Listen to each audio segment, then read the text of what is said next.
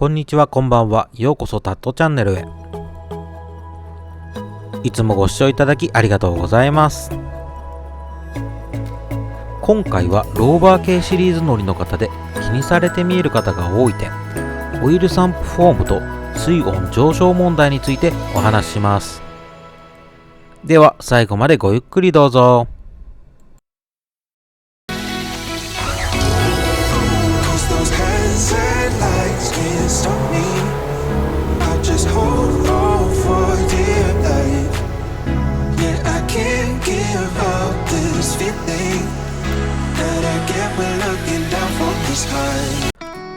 冬季で走れる道も減ってきたこのタイミングで愛機をリフレッシュさせているオーナー様はたくさんお見えになると思います。私もその一人なんですが、よくお問い合わせをいただいていたローバー系シリーズのオイルパンの中にあるオイルサンプフォームを今回交換します。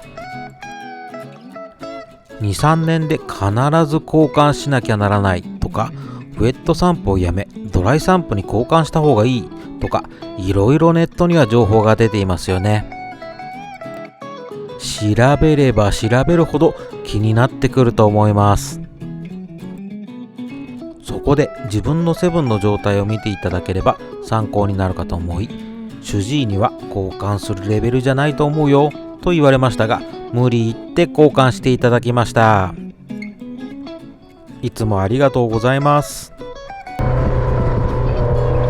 私のセブンは購入後約2万キロ走行、現在約4万キロの状態です。2008年製なので15歳、まだまだ中坊です。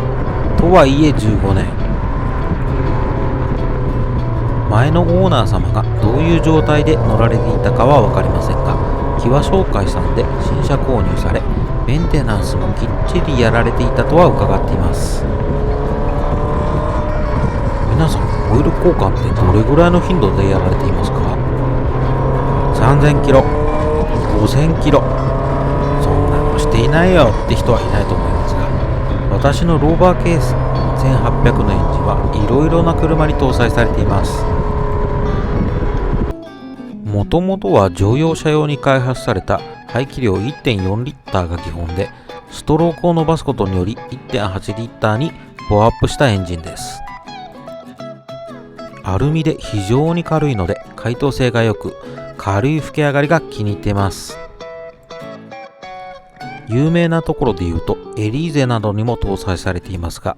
一般大衆車のローバーメトロや200、オープンスポーツの MGF などにも搭載されている、いわゆる普通のエンジンでレーシングエンジンとは程遠い代物です。当然ケータハム社がチューニングを行っているのでハイパワー化はされていますが、コスワースなどのチューンドエンジンとは組成が違います。主治医曰く、オイル交換はこのエンジンであれば1万キロ程度での交換で問題ないとの認識だそうです。そうは言われても私は気持ちが悪いので6000程度で交換してます。早い交換ありがとうございますと言われてます。ちなみにもう1台の愛機ジムニーはきっちり3000キロで交換しています。このエンジンはかなり弱いんでシビアに交換するようにしています。話は戻りますが、オイルサンプフォームですが4万キロで初の交換だと思われます。前のオーナーさんが変えていたとしても最低2万キロを経過している状態ですよね。ではどうなっているのでしょうか。はい、めちゃくちゃ綺麗でした。このへこみは押されてできたもので問題はありません。素材はスポンジのようなものなので、もちろん石油から作られています。当然経年劣化は起きてくると思いますが、必ず2年の交換という感じではなさそうです。すでにこのオイルサンプフォームは廃盤になっているそうで、型取りして使うしかないそうです。交換後1週間経ったところで偶然にももう一台オイルサンプフォームを交換した K シリーズがあると聞いて見せていただいたのがこちらです。ボロッボロ。私のとは全然違います。ここまで来るとオイルがうまく回らなくなって危険がありそうですよね。じゃあどっちやねんっていう感じですが、こまめにオイル交換をして走らせることにより循環させてあげるのが一番大事なことかと思います。いくら乗っていなくても放置したままだと車っていろいろなところが悪くなってきますよね。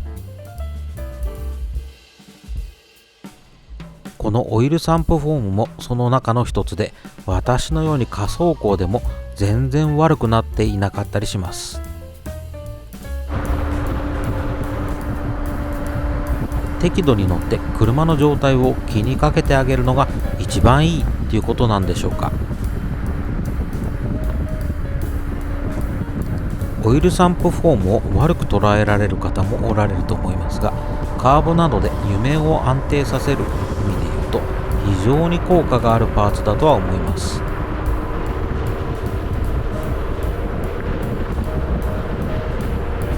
ドライサンプにすればいいじゃんっていう方もお見えだと思いますが、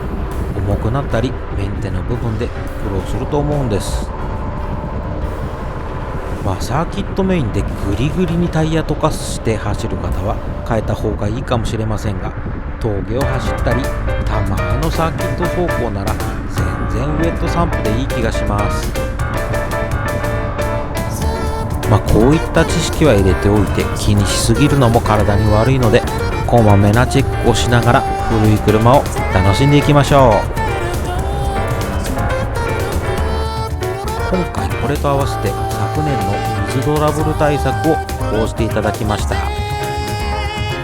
どうもヒーターコアの詰まりも怪しいとのことで一度ばらしていただき掃除、